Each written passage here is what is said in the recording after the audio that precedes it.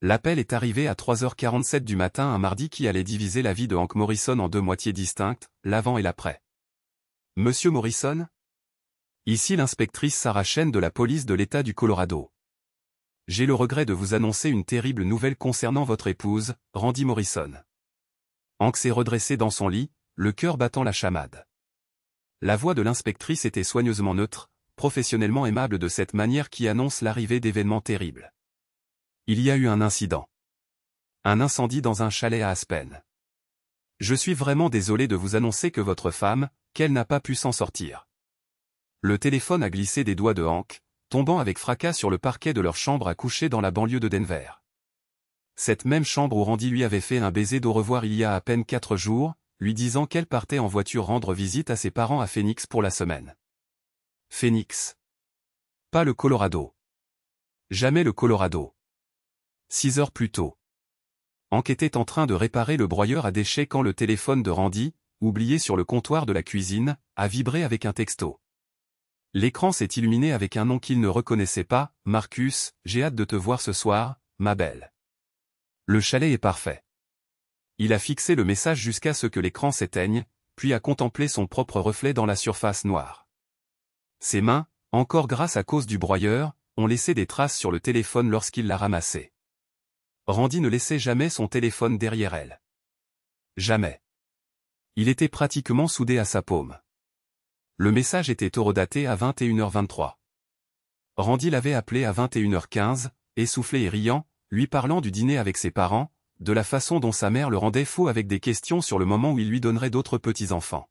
« Maman n'arrête pas de demander quand on va avoir un autre bébé, avait-elle dit, et Hank pouvait entendre le sourire dans sa voix. Je lui ai dit que 2 adolescentes, c'était bien assez pour l'instant. Des mensonges. Tout cela. Son pouce a plané au-dessus de la conversation. Un seul glissement vers le haut, et il en verrait plus. Il verrait tout. Au lieu de cela, il a reposé le téléphone et est sorti dans son atelier, où il a passé les 3 heures suivantes à reconstruire un carburateur qui n'avait pas besoin d'être reconstruit, ses mains bougeant automatiquement tandis que son esprit passait en revue les possibilités. Peut-être que c'était innocent. Peut-être que Marcus était un collègue, un ami, quelqu'un dont il n'avait jamais entendu parler en 15 ans de mariage parce que quoi? Il était toujours dans l'atelier quand le téléphone a sonné. L'enquête. L'inspectrice Chen était consciencieuse, compatissante et parfaitement professionnelle alors qu'elle détruisait ce qui restait du monde de Hank, pièce par pièce. Le chalet a été loué au nom de Marcus Webb, a-t-elle expliqué lors de leur conversation téléphonique le lendemain matin. Il était, également une victime de l'incendie. L'enquête suggère un défaut électrique, probablement provenant du jacuzzi. C'est arrivé très vite. Marcus Webb. Le nom sonnait comme du verre brisé dans la bouche de Hank. Je ne comprends pas, a dit Hank, bien qu'il comprenne parfaitement. Ma femme rendait visite à ses parents à Phoenix. Il doit y avoir une erreur. Le silence à l'autre bout du fil s'est prolongé suffisamment longtemps pour que Hank compte ses propres battements de cœur. Monsieur Morrison, la voiture de location de votre femme a été retrouvée sur les lieux. Ses papiers d'identité, son alliance. Je suis vraiment désolé, mais il n'y a pas d'erreur. Elle était là avec Monsieur Webb. Il partageait le chalet depuis 3 jours. 3 jours. Pendant qu'il faisait des heures supplémentaires à l'atelier automobile, restant tard pour terminer la transmission de Madame Patterson et pensant à quel point Randy serait fier de cet argent supplémentaire. Pendant qu'il allait chercher leur fille à l'école, les aider à faire leurs devoirs, préparer le dîner et envoyer un SMS à sa femme pour lui souhaiter bonne nuit. Monsieur Morrison? Vous êtes toujours là. Je suis là, a-t-il réussi à dire. Il y a autre chose. La réservation du chalet, ce n'était pas la première. Notre enquête montre qu'il s'y rencontrait régulièrement depuis 8 mois. Je suis désolé de devoir vous dire cela par téléphone, mais vous devrez venir au Colorado pour vous occuper des arrangements. 8 mois. Alors que Hank raccrochait le téléphone, il a fait le calcul. Il y a 8 mois, Randy avait commencé son nouveau travail au lycée. Il y a 8 mois, elle avait commencé à travailler tard, à assister à des séminaires de développement professionnel le week-end, à parler de son mentor qui l'aidait à s'adapter à son nouveau poste. Marcus Webb n'était pas seulement son amant. C'était son collègue. Son collègue marié, comment qu'allait bientôt l'apprendre. La confrontation qui n'a jamais eu lieu. Hank avait imaginé cette conversation un millier de fois pendant des nuits blanches. Il avait imaginé Randy franchissant la porte, et il la confronterait avec le téléphone, avec les preuves, avec la vérité. Il exigerait des réponses, des excuses, des explications. Au lieu de cela, elle est rentrée à la maison dans un sac mortuaire. Les funérailles étaient surréelles. Les parents de Randy, Jim et Margaret, sont arrivés de Phoenix, leur visage masque de deuil et de confusion. Ils n'avaient aucune idée que leur fille était au Colorado. Ils l'attendaient pour dîner le soir de sa mort. Elle nous appelait tous les jours, sanglota Margaret dans l'épaule de Hank. Elle disait qu'elle passait un si bon moment en visite. Elle a décrit le restaurant où tu l'as emmené, le film que vous avez regardé. Encore des mensonges, soigneusement élaborés, débités avec la même voix douce qui avait murmuré « Je t'aime » à Hank chaque soir pendant 15 ans. Le pire, c'était la sympathie. Amis, voisins, collègues, ils venaient tous présenter leurs condoléances pour sa terrible perte. Ils parlaient de Randy comme si elle était une sainte, de la chance qu'il avait eue d'avoir une épouse aussi dévouée, et du caractère tragique de sa mort si jeune. Elle rendait visite à ses parents, ce surpris il a répété sans cesse. Juste un voyage en famille. Il n'arrivait pas à se résoudre à dire la vérité. Pas encore. Pas avec ses filles, Emma et Sarah, déjà dévastées par la mort de leur mère.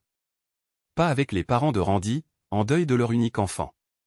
Pas avec tout le voisinage qui l'observait, attendant de voir comment le mécanicien veuf allait supporter une telle tragédie. L'autre épouse. Tina Webb le retrouva 3 semaines après les funérailles.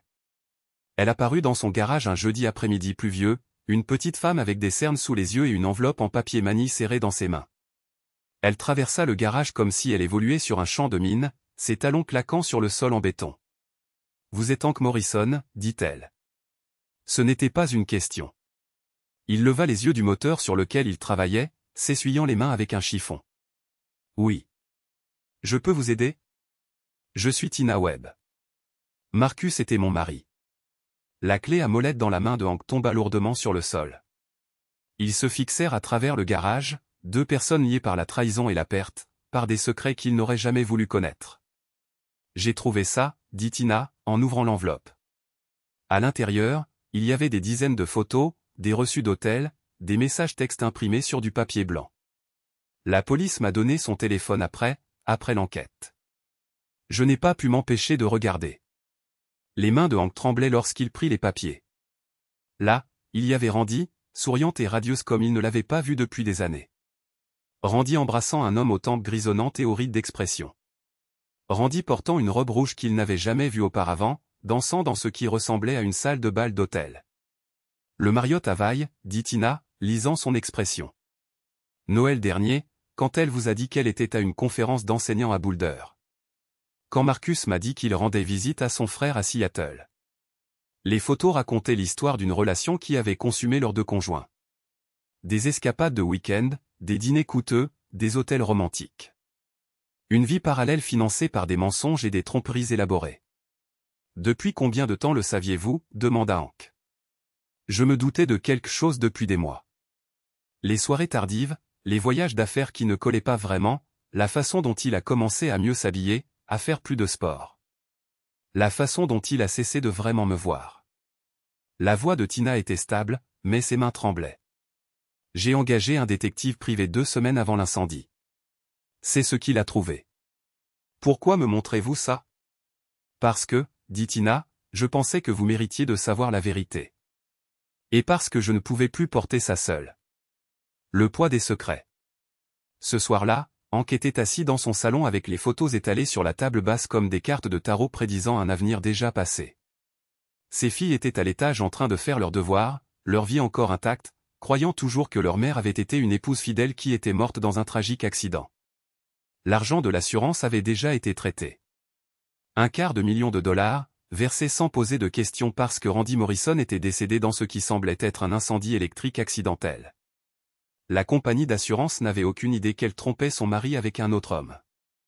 Il savait seulement qu'elle était une enseignante et une mère dévouée, morte trop jeune. Hank fixa une photo de Randy riant à quelque chose que Marcus avait dit, son visage rayonnant de joie. À quand remontait la dernière fois qu'elle l'avait regardé comme ça ? À quand remontait la dernière fois qu'il l'avait fait rire de cette façon ? La vérité, c'est qu'il ne s'en souvenait pas. Leur mariage n'avait pas été mauvais, à proprement parler. Il avait été confortable, routinier, prévisible. Ils avaient élevé leur fille, payé leurs factures, accompli les gestes d'une vie ensemble. Mais en cours de route, ils avaient cessé de vraiment se voir. Ils étaient devenus des colocataires, des coparents, des partenaires dans l'entreprise de l'existence quotidienne. C'est peut-être pour ça qu'elle avait trouvé Marcus. C'est peut-être pour ça qu'elle avait eu besoin de quelqu'un qui puisse la faire se sentir à nouveau vivante. Cette pensée le mettait plus en colère que tous les mensonges réunis. Le règlement de compte. Les parents de Randy appelèrent un dimanche matin, 6 semaines après les funérailles. La voix de Margaret était tendue, à peine maîtrisée. « Hank, il faut qu'on parle. Tu peux venir ?» Il les trouva dans leur chambre d'hôtel, entourés de cartons d'affaires de Randy qu'ils avaient triés. Jim semblait avoir vieilli de 10 ans en 6 semaines. Les yeux de Margaret étaient rougis et furieux. « Nous savons, dit-elle sans préambule. Nous sommes au courant de l'affaire. » L'estomac de Hank se noua. « Comment ?» Les relevés téléphoniques de Randy, dit Jim d'une voix douce. La police nous les a remis avec ses effets personnels. Des centaines d'appels et de SMS à Marcus Webb au cours des 8 derniers mois. Des notes d'hôtel sur des cartes de crédit dont nous ignorions l'existence. On n'est pas stupide, Hank. Margaret se leva, sa petite silhouette vibrant de rage. Comment as-tu pu nous cacher ça? Comment as-tu pu nous laisser faire notre deuil d'un mensonge? J'essayais de protéger. Protéger qui? Nous. Tes filles? Ou toi-même? La voix de Margaret se brisa. Nous avons enterré notre fille en pensant qu'elle était une épouse et une mère fidèle. Nous avons évoqué, lors de ses funérailles, son dévouement à sa famille. Et tu savais. Tu savais qu'elle menait une double vie, et tu n'as rien dit. L'accusation flottait dans l'air comme la fumée d'un incendie qui ne s'éteindrait jamais. Qu'est-ce que j'étais censé faire? Demanda Hank. Dire à Emma et Sarah que leur mère est morte au lit avec un autre homme? Raconter à toute la ville que Randy Morrison était une infidèle et une menteuse? Est-ce que ça aurait amélioré les choses? Cela aurait été honnête, dit Jim tristement. Et Randy, quoi qu'elle ait été, elle méritait l'honnêteté de ceux qui l'aimaient. L'autre face du deuil. Tina Webb devint une constante inattendue dans la vie de Hank. Pas sur le plan romantique, ils étaient tous les deux trop à vif, trop meurtris pour ça. Mais ils étaient les deux seules personnes à connaître toute la vérité, et d'une certaine manière, cela créa un lien plus fort que l'amitié. Ils se retrouvaient pour un café toutes les quelques semaines, généralement dans un restaurant en dehors de la ville où personne ne les reconnaîtrait et ne leur poserait de questions embarrassantes. Ils parlaient de leur mariage, de leurs enfants, des mensonges élaborés que leurs conjoints avaient construits pour cacher leur liaison. Marcus m'a offert un collier pour notre anniversaire, lui raconta Tina un après-midi gris de novembre. Cher, magnifique, totalement inhabituel de sa part. J'ai cru qu'il faisait enfin un effort pour sauver notre mariage. Elle sortit son téléphone et montra à Hank une photo, une délicate chaîne en or avec un petit pendentif en diamant. J'ai trouvé le reçu la semaine dernière. Il en a acheté 2. Des colliers identiques, le même jour, dans le même magasin.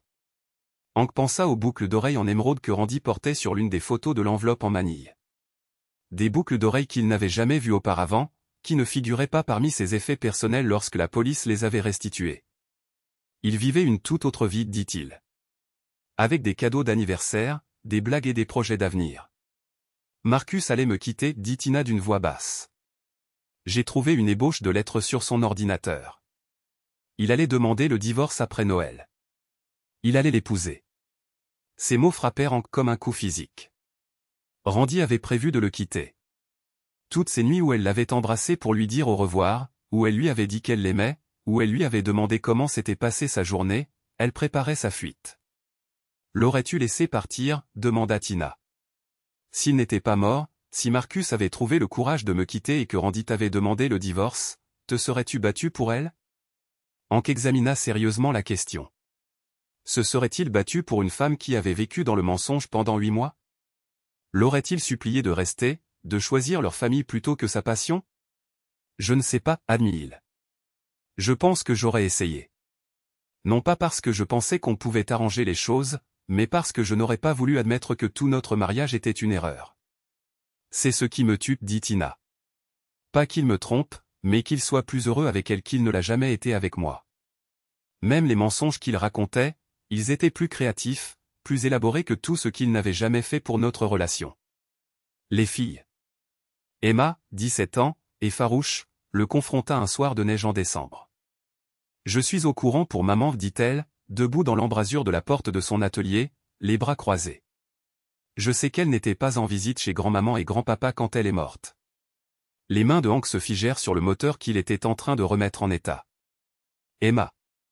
Je ne suis pas stupide, papa. Je t'ai entendu au téléphone avec la détective Chen.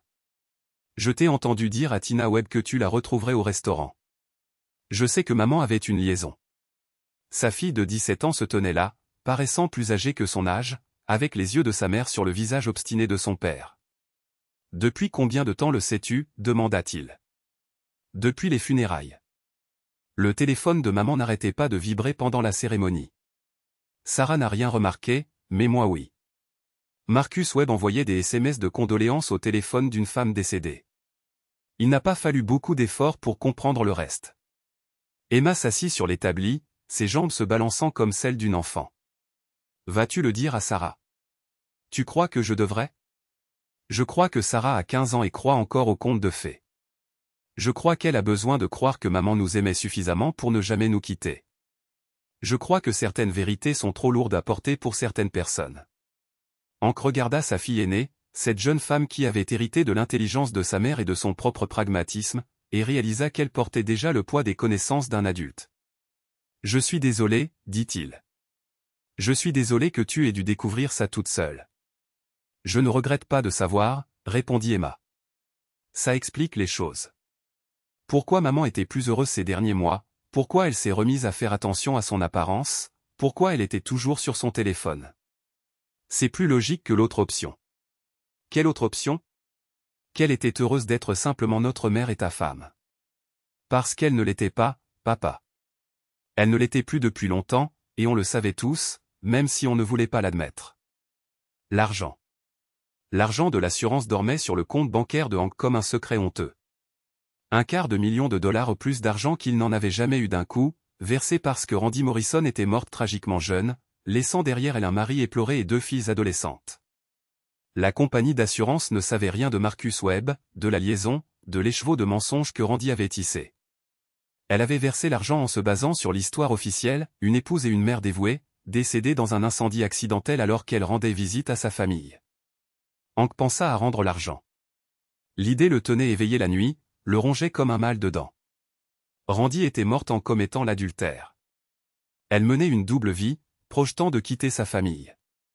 Avait-il le droit de profiter de sa tromperie? Mais ensuite, il pensait aux candidatures d'Emma à l'université, au rêve de Sarah de devenir vétérinaire, à son propre compte de retraite qui s'était lentement vidé au fil des ans. Il pensait au remboursement de l'hypothèque, aux réparations de la voiture, aux milliers de petites dépenses qui constituaient une vie. Randy était parti. Marcus Webb était parti. La vérité était enterrée avec eux, connue seulement d'une poignée de personnes qui avaient leurs propres raisons de se taire.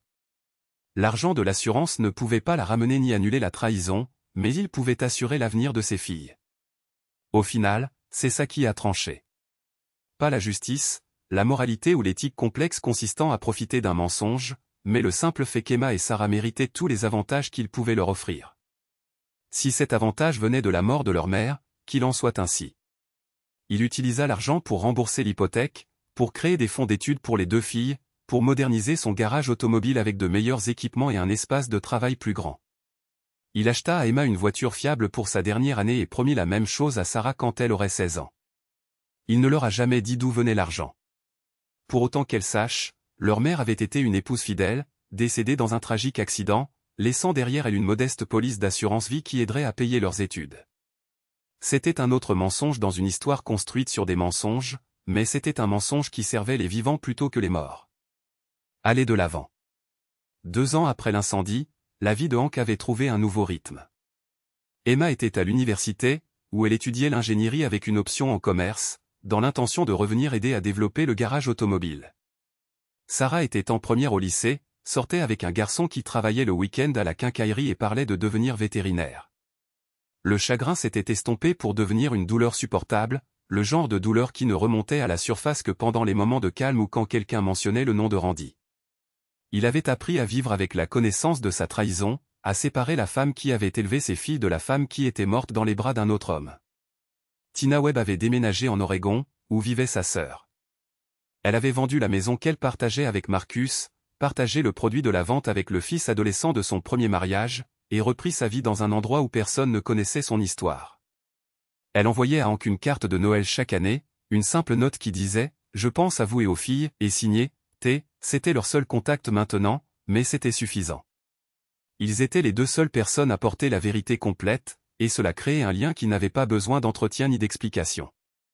Les parents de Randy avaient fini par lui pardonner d'avoir gardé le secret, comprenant qu'il avait essayé de protéger leur petite fille d'une vérité qui n'aurait servi à rien d'autre qu'à causer plus de douleur. Il venait leur rendre visite 2 fois par an, en été et à Noël, et ne mentionnait jamais la liaison ni les circonstances de la mort de Randy. L'histoire officielle était devenue la vérité familiale. Randy Morrison, épouse et mère dévouée, était décédée tragiquement dans un incendie accidentel alors qu'elle rendait visite à sa famille. C'était un mensonge qui protégeait les vivants et honorait les morts, et parfois, pensait Hank, c'était le mieux qu'on pouvait faire. La vérité ultime. Le jour du 3e anniversaire de la mort de Randy, Hank se retrouva sur sa tombe avec une bouteille de bière et une lettre qu'il avait écrite mais jamais envoyée. Le cimetière était calme, l'air d'automne vif avec la promesse de l'hiver. « Je te pardonne, dit-il à la pierre tombale, bien qu'il ne soit pas sûr que ce soit vrai. Je te pardonne d'avoir menti, d'avoir trompé, d'avoir prévu de partir. Je te pardonne d'être humaine, imparfaite et égoïste. » Il ouvrit la bière et en prit une longue gorgée, savourant l'amertume et cette sensation familière. « Je ne te pardonne pas de mourir, continua-t-il. Je ne te pardonne pas de m'avoir volé la chance de me battre pour toi, de réparer ce qui était brisé entre nous, de décider moi-même si notre mariage valait la peine d'être sauvé. » La lettre dans sa poche contenait tous les mots qu'il n'avait jamais dit, toute la colère, la douleur et la confusion qu'il avait rongée pendant 3 ans. Il l'avait écrite dans un moment de lucidité, essayant de donner un sens à l'épave de leur vie commune. Mais assis là, dans le cimetière, sous le soleil de fin d'après-midi qui perçait les arbres et au son de la circulation au loin, il réalisa qu'il n'avait pas besoin de lui lire. Elle était partie, et la lettre était pour lui, pas pour elle. Il termina sa bière et se leva, essuyant la terre de ses genoux. « Les filles vont bien, dit-il à la pierre tombale. Emma est fiancée à un homme bien qui la traite correctement. Sarah parle d'études vétérinaires. Elles se souviennent de toi comme de la mère qui les aimait, pas de la femme qui prévoyait de les quitter. C'est ton véritable héritage, Randy. Pas la liaison, pas les mensonges, mais les filles qui perpétuent les meilleures parties de toi. » Il retourna à son pick-up sans se retourner. Il y avait des courses à faire, le dîner à préparer, une vie à vivre. Emma revenait à la maison pour le week-end avec son fiancé, et Sarah avait un match de foot samedi auquel il avait promis d'assister.